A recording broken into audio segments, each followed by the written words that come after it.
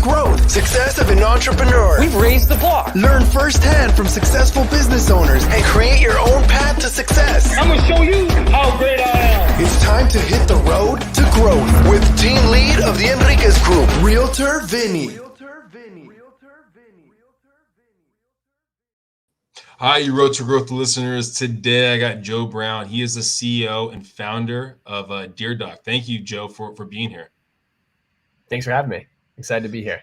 So DearDoc is a platform, I guess, if someone's looking out there trying to find more information about the doctor they're going to use. Is that kind of a rough assessment, or can you walk us through a little bit about DearDoc? Yes, for sure. So we are a practice growth platform. So we help doctors in a bunch of different ways. And it's kind of three main premises is why the company exists. It's to help doctors bring in more new patients, retain their existing customer base or current patient base. And then number three is increase efficiencies in their practice. We found is that doctors, the best doctors in the world, provide extremely good patient care, and they take care of you when you're there in the office. But some of the other things like getting more new patients or making sure that things are moving efficiently and effectively in your office or making sure those customers are coming back again, they're not always trained too well in making sure those things happen. And so coming from a family of doctors where my grandfather was my dermatologist growing up, I saw a lot of the places that he was struggling with, one being getting a lot of people potentially to his website, but not converting enough of those people there. And so we were able to create a tool such as our, the first HIPAA compliant AI chat that goes onto doctors' websites that allows patients to come to the website, ask questions like, do you have my insurance? Or I have a 2-year-old, do you guys see children? Answer those questions on behalf of the doctor, and 24 hours a day, 7 days a week, schedule appointments for them on their site. It's kind of the company got started. And since then, we were able to solve that problem. But as we were talking to our clients, there were more and more challenges that were arising. And with our team able to develop things pretty rapidly and quickly, we're able to come up with different solutions for them.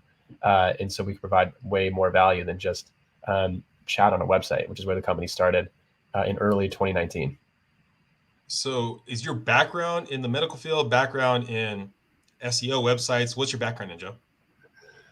Software. Well, my background's in software. So I grew up, ever since I graduated college, I'd worked at multiple different software companies, helping in the local business space. So in the small business, local business space, whether it's restaurants or dentists or pet groomers or massage parlors, I've always been in that's kind of SMB space. And I started out in sales, selling at a company called Single Platform. I was like one of the probably first 100 employees there. And then did sales, eventually moved up to become sales manager and then sales trainer while I was there, and started training classes of about 10 salespeople every other month.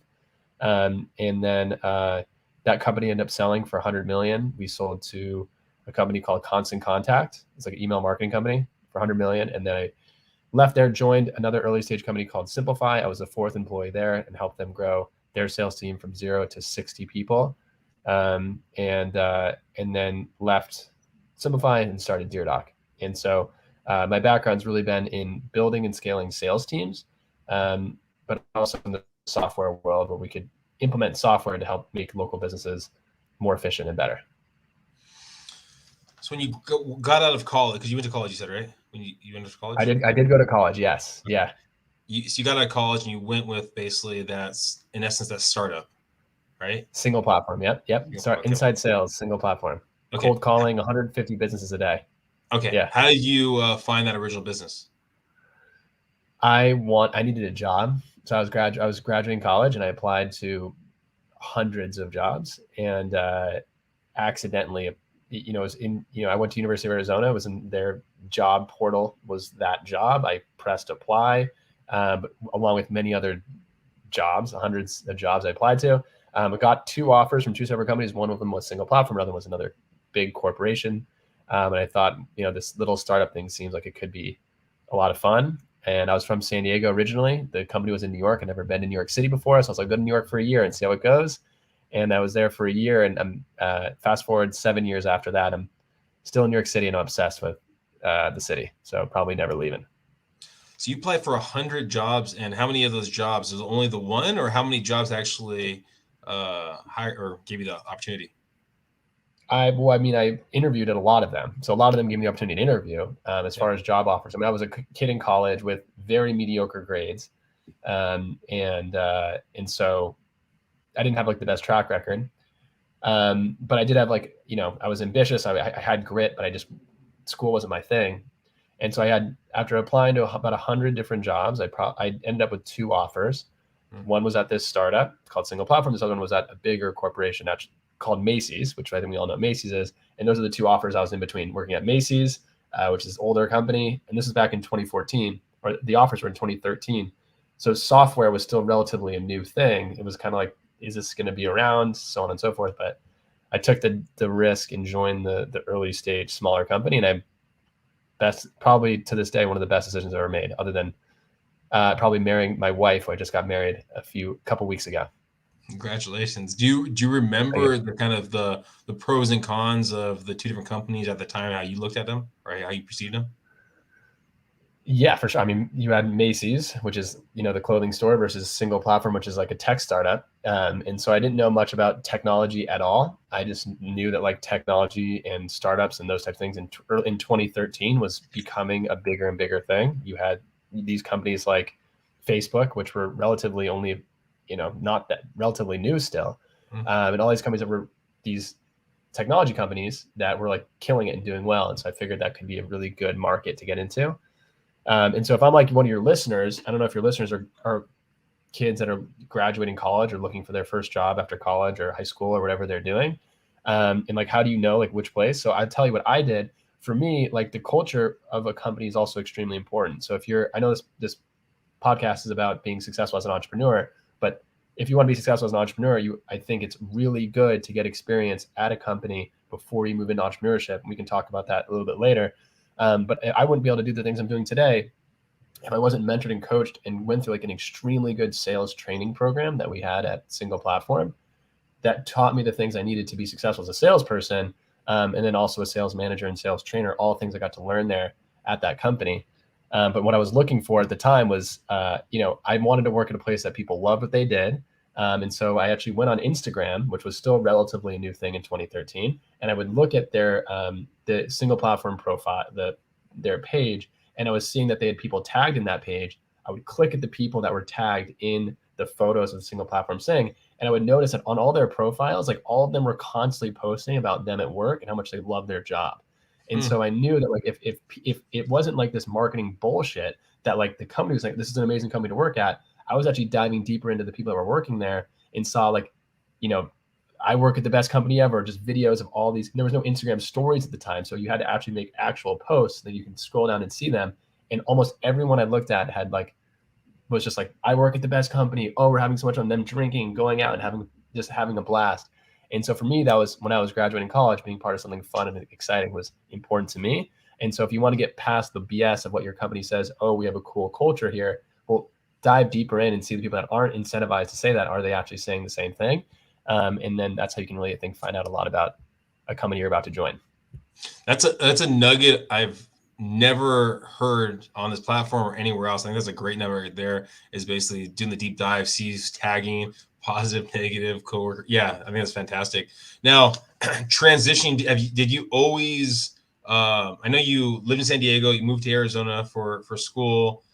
Did you go anywhere else besides then, or was New York kind of the next big jump, or I guess the big jump? It was the next, and so far the big jump. So I haven't left New York. So I went from San Diego until I was 18, moved to Arizona for 4 years, and then went from Arizona straight to New York. And the idea was that I was hoping to get to LA eventually. I was excited about being in Southern California. I thought LA was like, I love big cities. LA was a big city, it was close to home. And then I just did 1 year in New York, and I was like, man, there's like nothing else in the world like this. Like this place is crazy. And I just fell in love. Did your work give you a place to stay? Did they help you find a place? So the job was in New York, obviously. That's why I moved out, because the job was in New York, but they didn't give me anything. They didn't give me any moving compensation or anything. So I had to, I lived in with 3 guys. We were 3 guys in a like 400 square foot apartment with like 1 bathroom. So it was like really, really, like you just had to make ends meet. And then luckily I made enough in commissions to pay the rent. But yeah, that was the first year in New York, was just like we were living in a shoebox.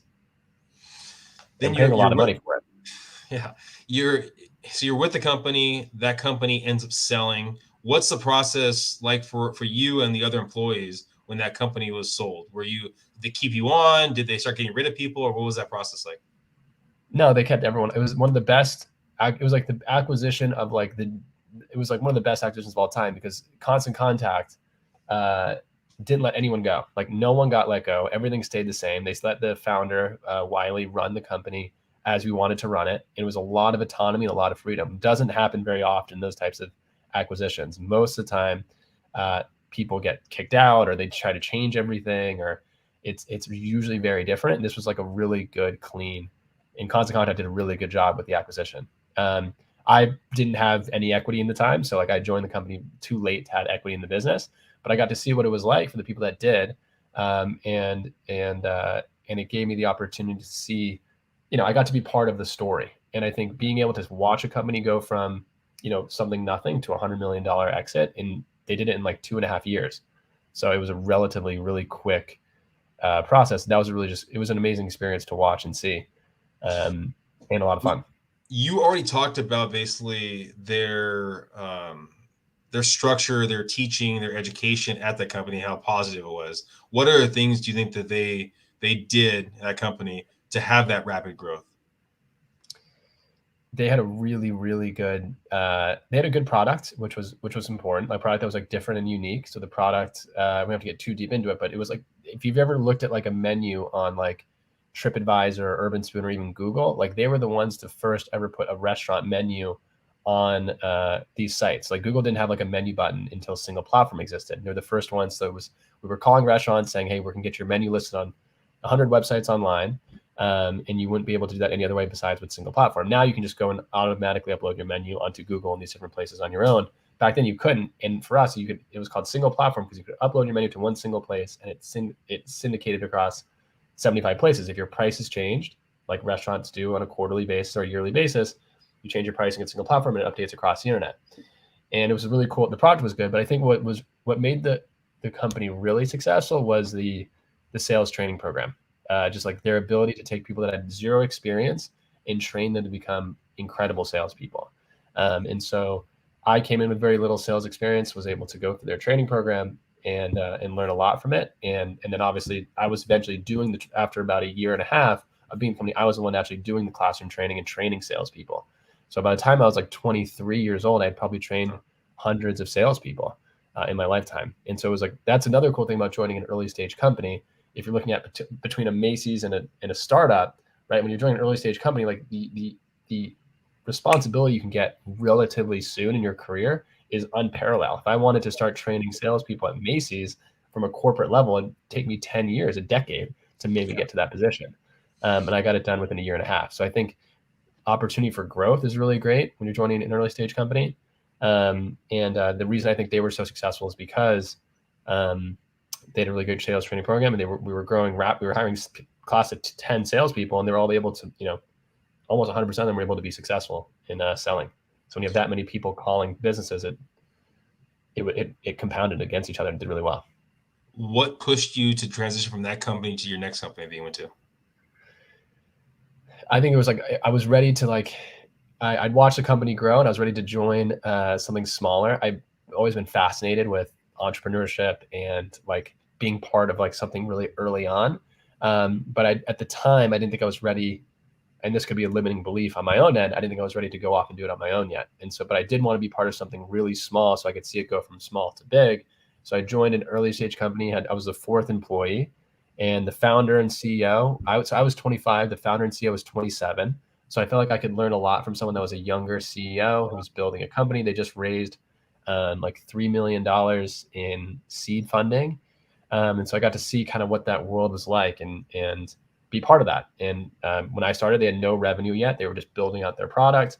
And my job was to figure out how we can get people to actually buy it. And so by that point, we were able to get it we had no money when I started, and we built that sales team to over like 65 people on the team.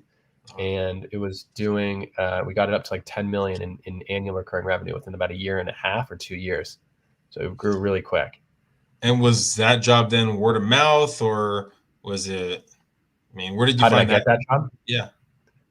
That job, someone asked me the same question earlier today. That job got, so it really came from reputation. I happened to, because at single platform, I wasn't necessarily the best salesperson, especially in the beginning, but I was one of the hardest working salespeople. I'd made the most dials. I put the most, I was in the earliest. I stayed the latest. I had built a reputation as a good salesperson. I did the same thing I was a terrible sales manager at first. I learned and read the books and studied how to become a great manager. Eventually became, our team ended up being one of the top performing sales teams on that floor of like 100. There's 100 salespeople, and each kind of manager had 10 people. Our team usually outperformed the rest of the teams.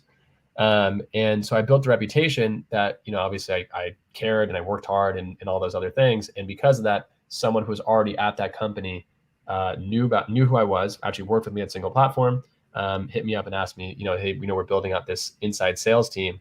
How do you feel about being the director of that team and building that thing out around it? And I've never done that before because I joined a company that was already well established and had already had a sales training program and everything. And so it was my opportunity to kind of see if I could do it from the early stages from the ground up.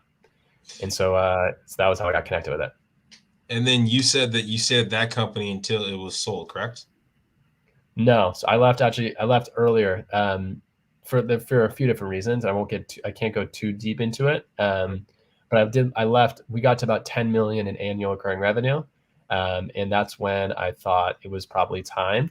And I had the idea to start DearDoc when I joined that company, but I thought I wasn't ready for it yet. And I think it could be a limiting belief. There's a little bit of truth to it, probably mostly just a limiting belief. But I did learn so much from that company that I was able to take DearDoc and have it grow relatively really fast because I'd already kind of done this. I was just running the same playbook I ran when I was there. What do you think? Yeah. What do you think you picked up the second time? You ran the same playbook, but your execution could have been a little different or probably changed a couple of things. Was there anything that you did the second time when you built at DearDoc?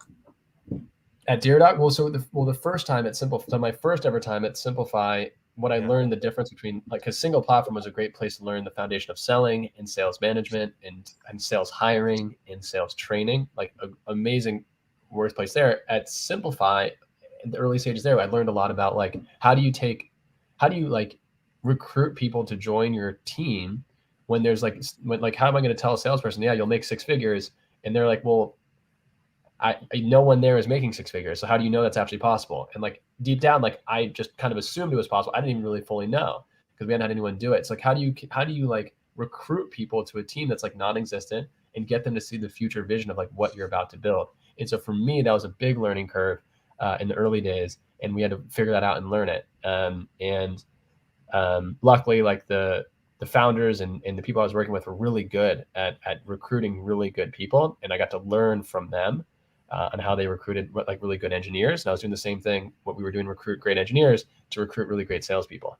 And so that was a big thing I learned. And then running the same thing luckily, what was really luckily is that because I'd worked with these 2 companies back to back, Single Platform and Simplify, and worked with really great, talented salespeople, previously salespeople and sales leaders, when I started DearDoc, I already had people that I could call and say, hey, listen, we're starting this thing. It's called DearDoc. We believe it's going to be the next biggest thing in technology and healthcare. It's going to disrupt the industry a lot. And we want you to potentially be part of this thing. And I was able to bring on really, really great, talented people in the early days of the company because I'd already pre-built these relationships ahead of time. All these people that I brought on are still here today, and it's 2.5 years later, and I still feel like we're just even getting started. It's we're still, I feel in just the beginning stages of what DearDoc's going to be if we look at it from a 10-year scale. If someone's listening right now and they're trying to sell basically their dream, their aspiration to, someone to join their team, just like you did when you originally started, where you had, no one was doing it, but you had the vision it was possible. What are skill set? What's a mindset? What do you need to take on to do that?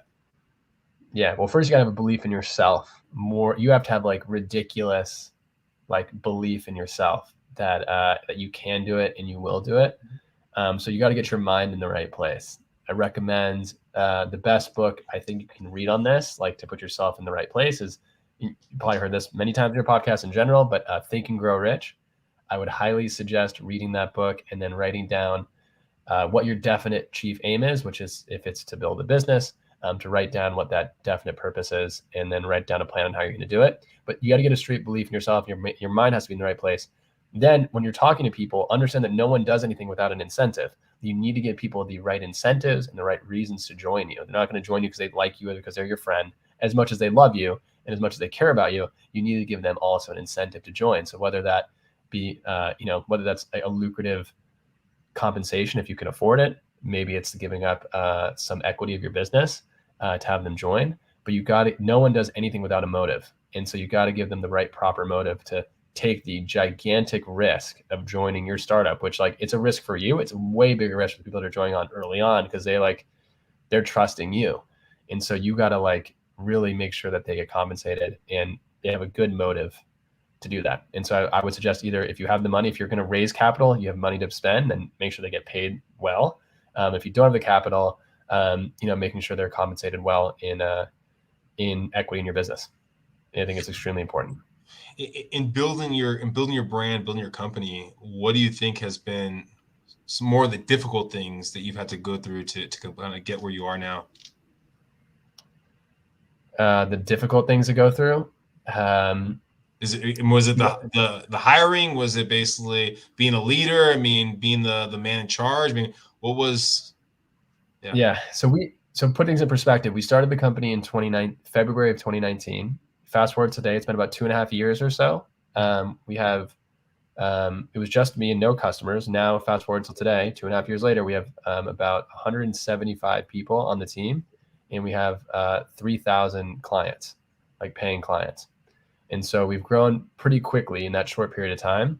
And I would say there's different stages. Like you have these different stages in the business. Like some people say from like 0 to 1 million is a stage 1 to 10, 10 to 30. You have all these kind of different stages in the business. And I agree with that. And you as the entrepreneur have to evolve as the business evolves. What got you to 0 to 1 million in revenue is not the same skill sets and things that you did that'll get you to the 10 million mark. And so you have to be flexible, evolve, and you have to always be learning. If the best piece of advice I give to somebody is you have to always be learning. And so the biggest challenge I think for me was trying to do the same things I was doing. That I was like, well, this got us to, 1 million. Why is this not getting us to 10? And I think those are the things that you have to, in your mind,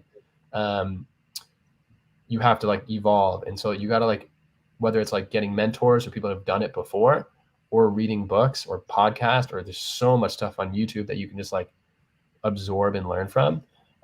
So I think it's knowing that you're going to have to evolve and trying to be ahead of it before it happens. So like knowing what it takes to go from 1 to 10 and 10 to 30, and knowing what you have to be as an individual, because you're going to be leading the team. The team's going to be looking to you as a person in charge, and you have to have confidence in you, and you also have to have confidence in yourself that you can actually do it. And the best way to have confidence in yourself is to be knowledgeable and know and study people that have done it before you. So how did you evolve? Did you have a mentor? Were you listening to a lot of podcasts? Were you reading books, or how did you evolve?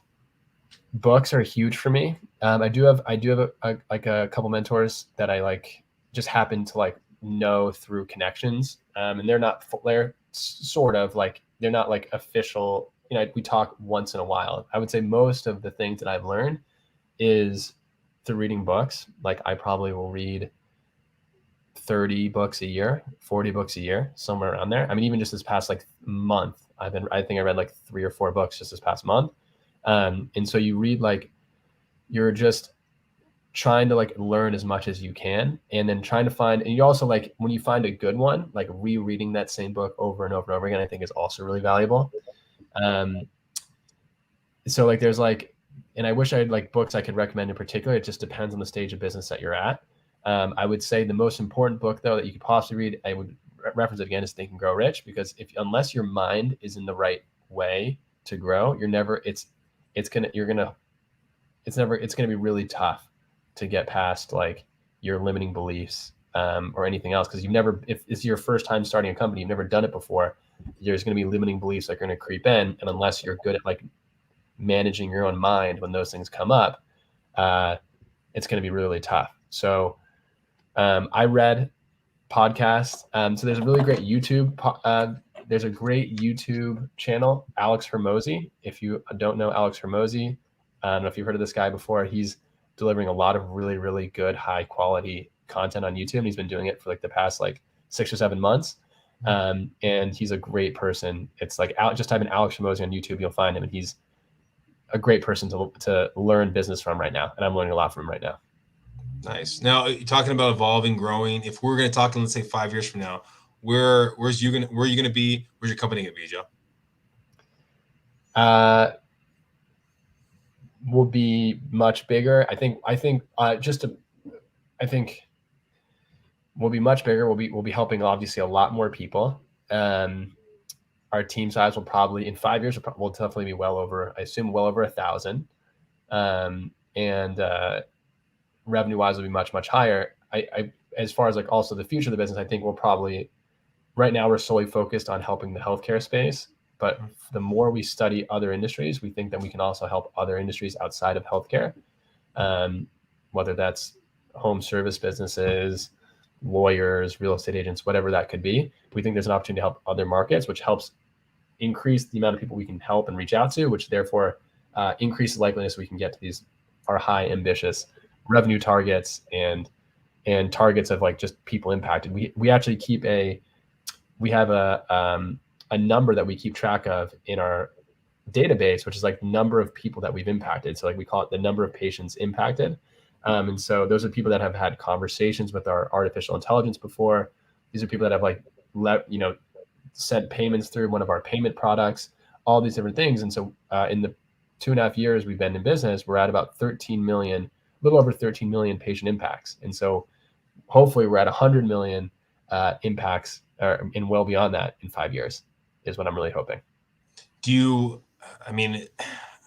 It hasn't been too many. You mean you switched a couple different companies. Do you plan to have sister companies off this, build another company, or is this going to be your bread and butter that you're going to be staying with for the next 5 years and next 10 years and so on? I think there's still so much to do at DearDoc.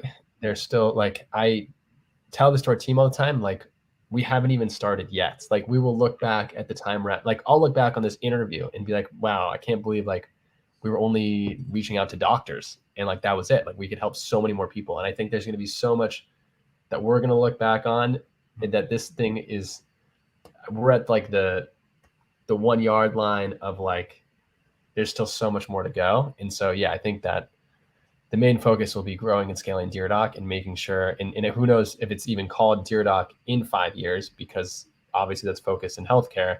It may be another name of the business potentially, or you're right, it could be another DBA or another brand spinoff of what we're doing that gets into other markets. But that's kind of the idea. And I think, yeah, if I'm looking at what I'm going to be doing in 5 or 10 years from now, I think even by then we'll still be in the very beginning stages.